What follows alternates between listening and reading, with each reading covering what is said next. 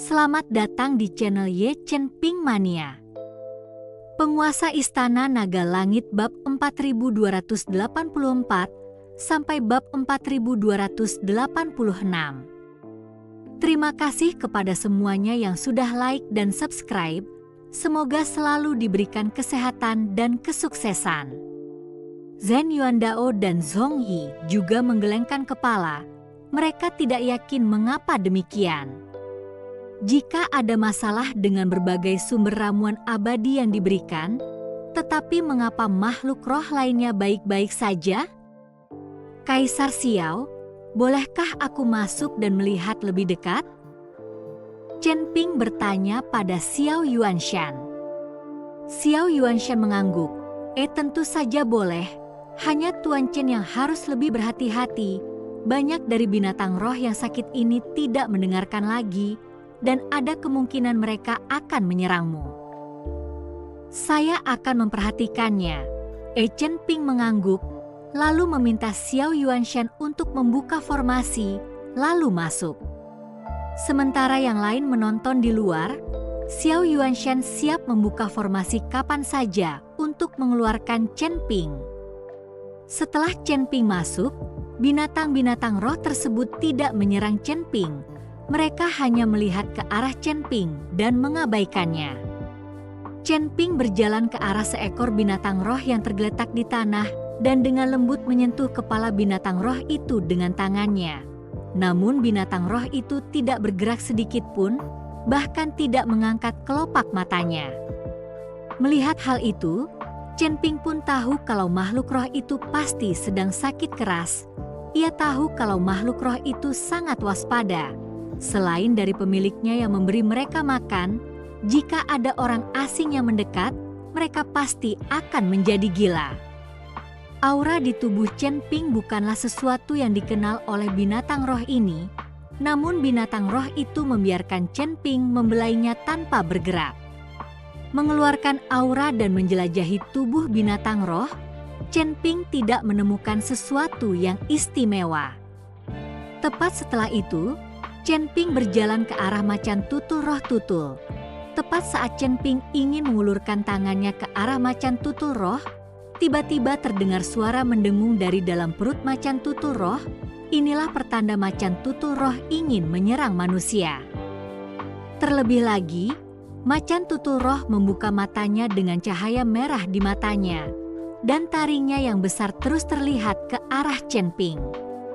Ini adalah peringatan bagi Chen Ping untuk tidak mendekatinya atau dia akan melancarkan serangan.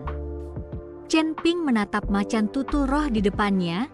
Ia memiliki kekuatan di alam transisi, dan sekilas ia merupakan salah satu binatang roh yang ganas. Tetapi sekarang Chen Ping telah tiba di depannya. Macan tutul roh itu hanya mengancam untuk tidak membiarkan Chen Ping mendekat dan tidak melancarkan serangan, membuktikan bahwa macan tutul roh ini juga sakit dan tidak jelas. Chen Ping mengabaikan ancaman macan tutul roh itu, lalu dia sekali lagi mendekati macan tutul roh itu. Kali ini, macan tutul roh itu bangkit dan membuat gerakan menyerang. Tuan Chen, jangan mendekati macan tutul roh itu. Binatang ini sangat buas. Dia tidak akan mendengarkan siapapun kecuali kata-kataku. Melihat ini, Xiao Huang buru-buru mengingatkan Chen Ping. Meskipun macan tutul roh sakit dan tidak lagi ganas dan ganas, bukan berarti ia bisa membiarkan orang asing menyentuhnya begitu saja. Terlebih lagi, macan tutul roh ini juga berada pada kekuatan alam transisi. Jadi jika ia benar-benar melancarkan serangan ke Chen Ping dan menarik binatang roh lainnya untuk menyerang Chen Ping juga, maka itu akan merepotkan.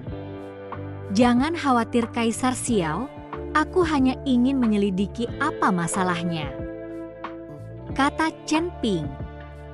Kalau begitu, aku akan menggunakan cara untuk membuat makhluk-makhluk roh itu tertidur, sehingga kamu bisa menyelidiki tanpa khawatir. Xiao Huang berkata pada Chen Ping, "Tidak perlu. Jika binatang roh itu tertidur, maka tidak akan ada cara untuk menyelidiki kelainan di dalam tubuh mereka.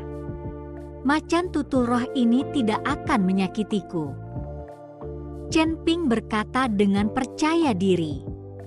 Chen Ping berjalan menuju spirit leopard yang membuat Zhen Yuandao dan yang lainnya juga menjadi tegang.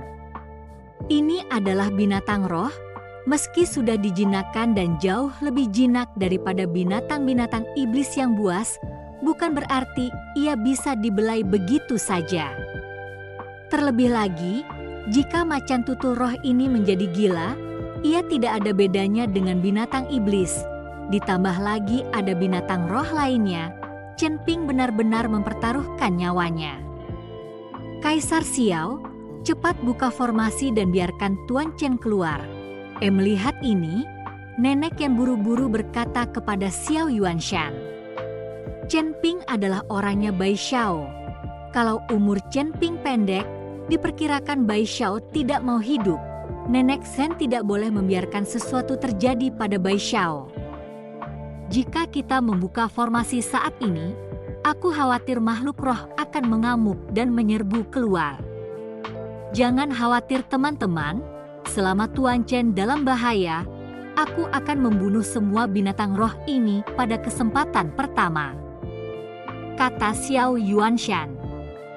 Demi kenyamanan Chen Ping, Xiao Yuanshan tidak ragu-ragu membunuh semua binatang roh yang berharga ini, yang menunjukkan status Chen Ping di Xiao Yuanshan. Penting untuk diketahui bahwa sangat sulit untuk membutuhkan binatang roh, butuh waktu lama dan sedikit domestikasi. Jika semua binatang roh ini terbunuh, itu juga merupakan kerugian besar bagi dinasti Xiao.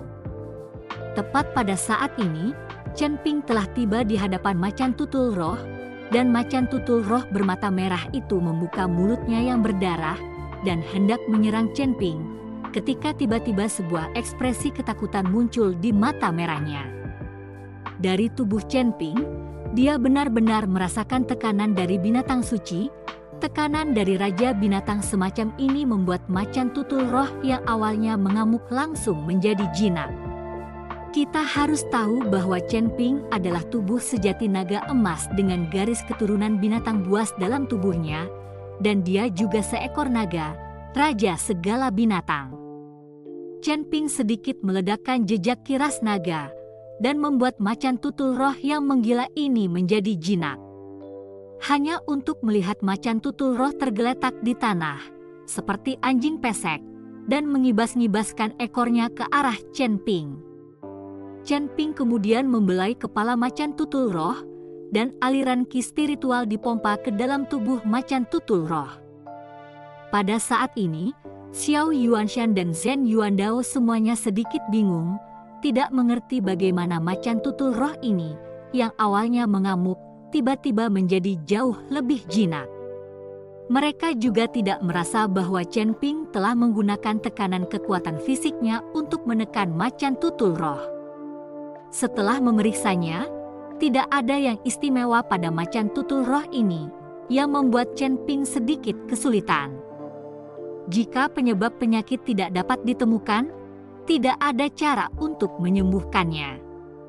Tidak ada masalah dengan sumber daya yang digunakan untuk memberi makan, tidak ada masalah dengan lingkungan tempat ia dipelihara, dan bahkan orang-orang yang memelihara binatang roh ini dipilih dengan hati-hati untuk mengikuti semua binatang roh lainnya. Sekarang satu-satunya binatang roh di kompleks ini menunjukkan gejala-gejala. Ini membuat Chen Ping sedikit bingung.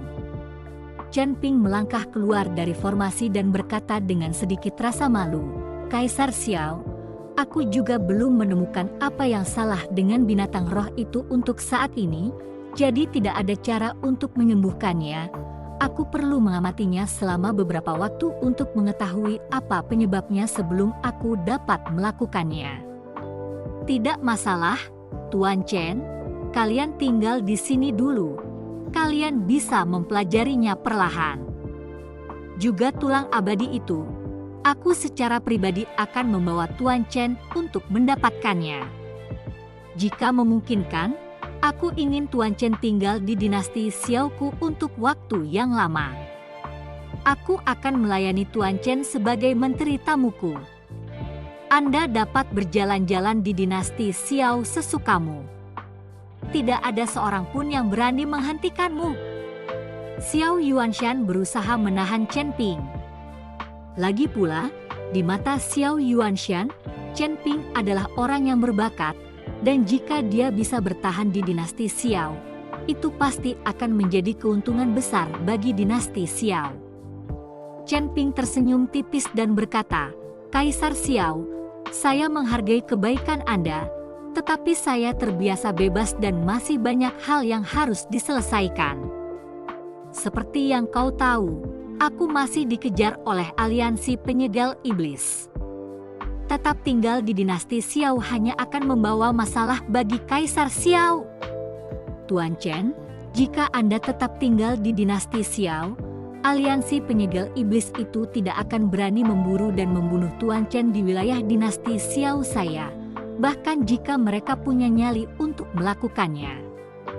Ketika Xiao Yuanshan mendengar ini, dia langsung menepuk dadanya dan berkata, "Tidak, aku di sini untuk membantu Kaisar Xiao menyembuhkan binatang buas dan juga bergegas kembali ke wilayah tengah sesegera mungkin. Sekarang keluarga Feng telah menduduki kota Kaisar Rubah. Istriku sudah tidak punya rumah lagi. Aku tidak bisa hanya duduk diam dan tidak melakukan apa-apa." Chen Ping menggelengkan kepalanya dan berkata, "Keluarga Feng."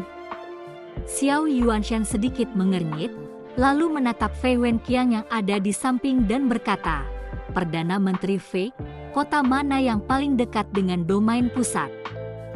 Kembali ke Kaisar Xiao, ini adalah kota Gale tempat Jenderal Qian ditempatkan. Yu Wenqiang berkata, "Segera beritahu Jenderal Qian untuk membawa anak buahnya ke kota Kaisar Rubah, musnahkan keluarga Feng itu dan bantu Tuan Chen merebut kembali kota Kaisar Rubah." Xiao Yuanshan memerintahkan.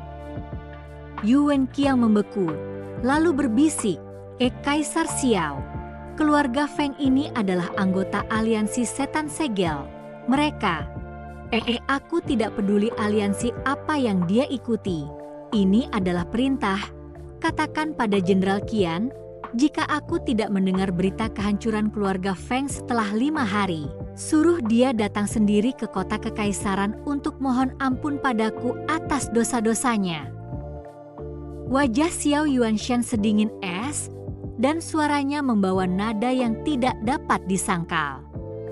Tubuh Yu Wenqiang sedikit gemetar, lalu dia buru-buru menganggukkan kepalanya dan berkata, Saya mengerti, saya akan segera pergi dan memesan." Ketika Yu Wenqiang pergi, Xiao Yuanshan melihat ke arah Chen Ping dan berkata, Tuan Chen, silakan tinggal di sini sebentar tanpa perlu khawatir. Tidak perlu terburu-buru, distrik ini hanyalah keluarga Feng, Anda tidak perlu menaruh perhatian." Chen Ping dan Zhen Yuandao sedikit terkejut saat melihat Xiao Yuanshan membiarkan sebuah keluarga dimusnahkan hanya dengan satu kata. Tetapi ini adalah kekuatan. Selama masih ada kekuatan yang cukup setelah itu, kesulitan apapun tidak akan disebut kesulitan. Kaisar Xiao, terima kasih banyak.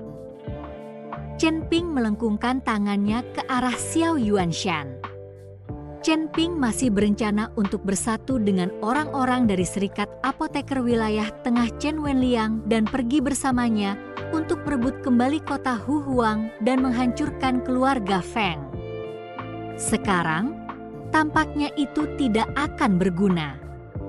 Xiao Yuanshan secara pribadi mengatur Chen Ping dan yang lainnya, dan kemudian secara pribadi membawa tulang abadi.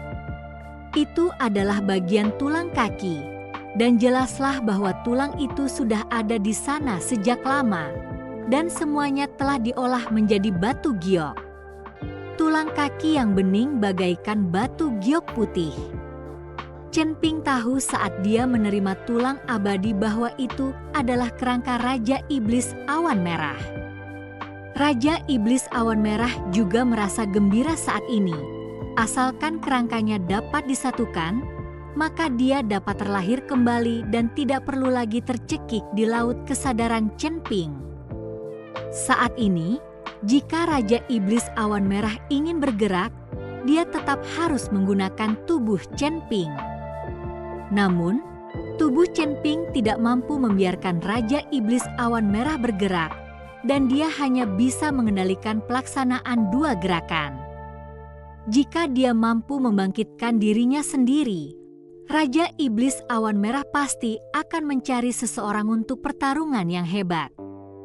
Kaisar Xiao, bolehkah aku bertanya dari mana tulang abadi ini diperoleh? Chen Ping penasaran dari mana Xiao Yuanshan mendapatkan tulang abadinya. Jika dia tahu alamatnya, dia bisa mengambil risiko pergi ke sana. Ini adalah sesuatu yang diberikan oleh sekte darah dan tulang kepadaku. Mengenai dari mana mereka mendapatkannya, aku tidak tahu.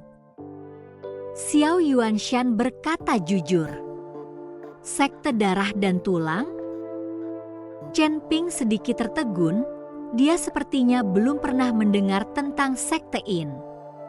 Dengan kata lain, sekte darah dan tulang adalah kelompok pembudidaya iblis yang menggunakan tulang manusia dan darah manusia untuk berkultivasi dan telah beroperasi di wilayah selatan di sekitar Gunung Iblis Surgawi. Dan orang-orang dari sekte darah dan tulang juga akan mengumpulkan banyak tulang abadi yang tertinggal pada saat Perang Dewa Iblis untuk digunakan sebagai sumber daya untuk kultivasi.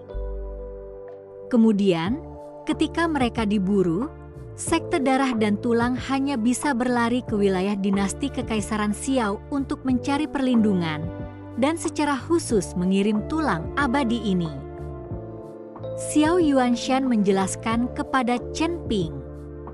Lalu apakah sekte darah dan tulang ini masih berada di dinasti Kekaisaran Xiao?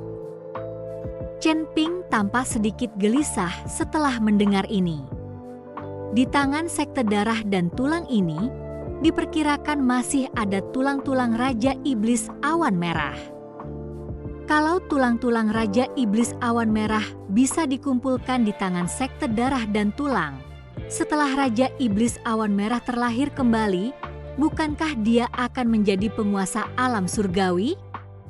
Aliansi penyegel iblis apa? Keluarga MU apa? Iblis neraka apa? Biarkan Raja Iblis Awan Merah menelanjangi mereka semua sampai mati dengan cipratan air seni.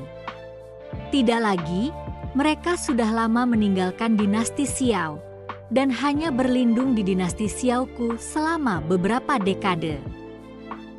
Kurasa mereka kembali ke Gunung Iblis Surgawi lagi. Lagi pula, lebih banyak dewa yang gugur di sana. Kata Xiao Yuanshan. Oh, Chen Ping tampak terdiam. Tuan Chen, jika Anda mencari sekte darah dan tulang, apakah Anda masih menginginkan tulang abadi? Meskipun benda ini bagus, tetapi jika Anda ingin mengandalkan tulang abadi untuk berkultivasi, saya khawatir itu tidak akan semudah itu. Anda hanya dapat menggunakannya sebagai senjata. Melihat ekspresi itu di wajah Chen Ping, Xiao Yuanshan buru-buru berkata, "Aku hanya bertanya dengan santai." Chen Ping buru-buru berkata sambil tersenyum. Setelah mengobrol sebentar, Xiao Yuanshan pergi dan mengirim seseorang untuk mengirim Chen Ping sejumlah besar sumber daya kultivasi. Bersambung.